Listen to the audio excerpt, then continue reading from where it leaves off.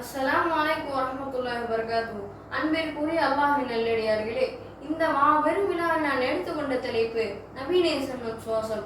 அன்பிற்குரிய அல்லாஹ்வின் நல்லடியார்களே, அல்லாஹ் தஆலா ஒவ்வொரு காலகட்டத்திற்கும் ஏற்றவாறு ஒவ்வொரு நபிமார்களை அல்லாஹ் தஆலா அனுப்பி வைத்தார்.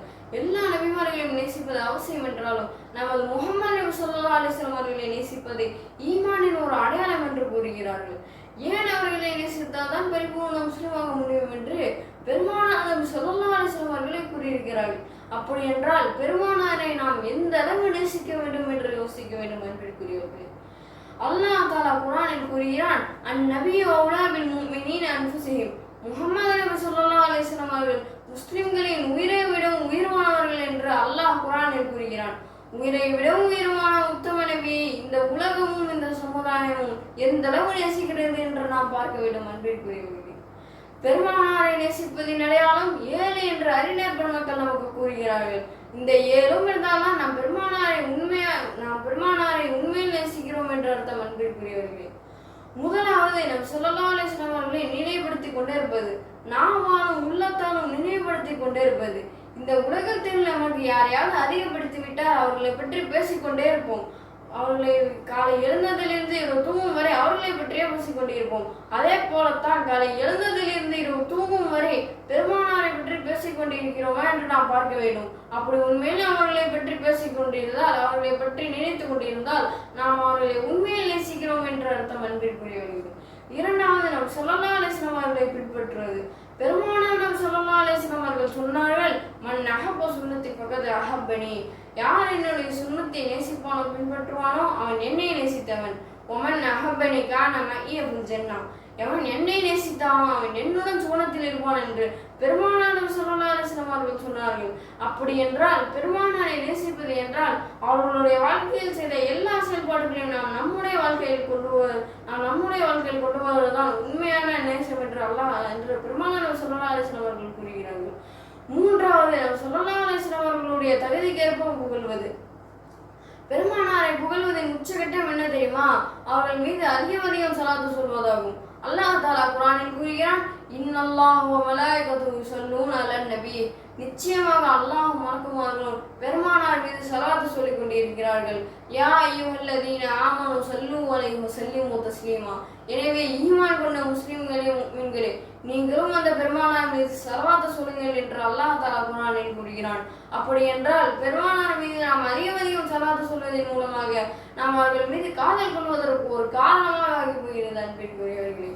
நான்காவது, எந்த பிரச்சனை ஏற்பட்டாலும் அதற்கு ஹதீஸில் என்ன தீர்வு இருக்கிறதோ அதை அப்படியே ஏற்றுக்கொள்வது. நமது வாழ்நாளில் ஏதாவது பிரச்சனை ஏற்பட்டால் அதற்கு ஹதீஸில் என்ன தீர்வு இருக்கிறதோ அதை அப்படியே ஏற்றுக்கொள்வது. இதுவெல்லாம் நபி ஸல்லல்லாஹு அலைஹி வஸல்லம் அவர்களை நேசிப்பதின் அடையாளமாகும். ஐந்தாவது, நபி ஸல்லல்லாஹு அலைஹி வஸல்லம் அவர்கள் யாரை எல்லாம் நேசித்தார்களோ அவர்களை நாமும் நேசிப்பது. நபிமார்களை, சஹாபாக்களை, உலமாக்களை, இறைநேசர்களை, நல்லோர்களை, இவர்களை எல்லாம் நாம் நேசிப்பதின் அடையாளம் பெருமானாரை நாம் நேசிக்கிறோம் என்று அர்த்தம். இவர்களை எல்லாம் நாம் அதிகம் நேசிக்க வேண்டும். பெருமானாரின் குடும்பத்தார்கள், அஹ்லபைத்துகள் என்று சொல்லப்படக்கூடிய பெருமானாரின் குடும்பத்தார்களை நாம் நேசிக்க வேண்டும். இறைநேசர்களை நேசிக்க வேண்டும். உலமாக்களை நேசிக்க வேண்டும். இவர்களை எல்லாம் நாம் நேசிப்பதன் அடையாளம் பெருமானாரை நாம் நேசிக்கிறோம் என்று அர்த்தம் அன்பிற்குரியவர்களே. ஆறாவது, ஸல்லல்லாஹு அலைஹி வஸல்லம் அவர்களை பற்றி எங்கெல்லாம் பேசப்படுகிறதோ, எந்த சபைகளில் எல்லாம் பேசப்படுகிறதோ அந்த பயானை நாம் கேட்கிற பொழுது கண்ணியத்தோடும் ஒழுக்கத்தோடும் அமர்ந்து கேட்க வேண்டும். சஹாபாக்கள் என்ன மரியாதை செய்தார்களோ அதே மரியாதை நாமும் செய்ய வேண்டும். பெருமானார் சபையிலிருந்து பேசும் பொழுது சஹாபாக்கள் எவ்வளவு கண்ணியத்தோடும் ஒழுக்கத்தோடும் அமர்ந்து கேட்டார்களோ அதே போல் பெருமானாரை பற்றி பேசப்படக்கூடிய பயானை நாம் அதே போல் கண்ணியத்தோடும் ஒழுக்கத்தோடும் பேணுதலோடும் நாம் கேட்க வேண்டும். பெருமானாரின் குடியிருக்கக்கூடிய மதீனாவிற்கு நாம் போனாலும் கூட, பெருமானார் அடங்கி இருக்கக்கூடிய மதீனாவிற்கு நாம் போனாலும் கூட அங்கு நாம் பேணுதலோடு இருக்க வேண்டும் என்பதை இந்த கருத்து உணர்த்துகிறது அன்பிற்குரியவர்களே. ஏழாவது, நபி ஸல்லல்லாஹு அலைஹி வஸல்லம் அவர்கள் பொன்மொழிகளை, அவர்களுடைய ஹதீஸ்களை பிற மக்களுக்கும் நாம் எத்தி வைப்பது, கற்றுக் கொடுப்பது, பிற மக்களுக்கும் நாம் ஷேர் செய்வது. பெருமானார் நபி ஸல்லல்லாஹு அலைஹி வஸல்லம் அவர்கள் சொன்னார்கள், பல்லிகு அன்னி வலவ் ஆயா. எவன் என்னிலிருந்து ஒரு சிறிய விஷயம் கிடைத்தாலும் அதை பிற மக்களுக்கு எத்தி வைத்து விடுங்கள் என்று பெருமானார் நபி ஸல்லல்லாஹு அலைஹி வஸல்லம் அவர்கள் சொன்னார்கள். அப்படி என்றால் நாம் இந்த உலகத்தில் நாம் என்னென்ன விஷயங்களை எல்லாமோ ஷேர் செய்கிறோம். பெருமானாரினுடைய ஹதீஸை ஷேர் செய்யுங்கள், அதெல்லாம் நமக்கு பல மடங்கு கூலி உண்டு.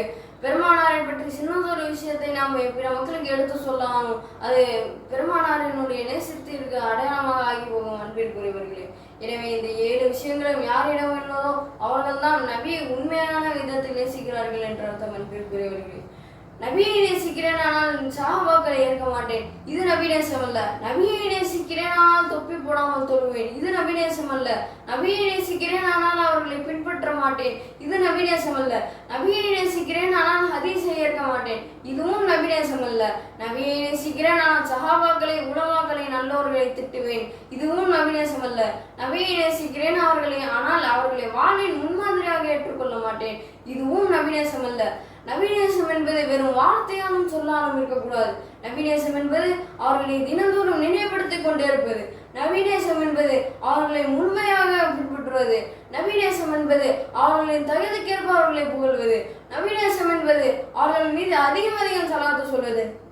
நபிநேசம் என்பது நபி யாரையெல்லாம் நேசித்தார்கள் அவர்களை நாமும் நேசிப்பது.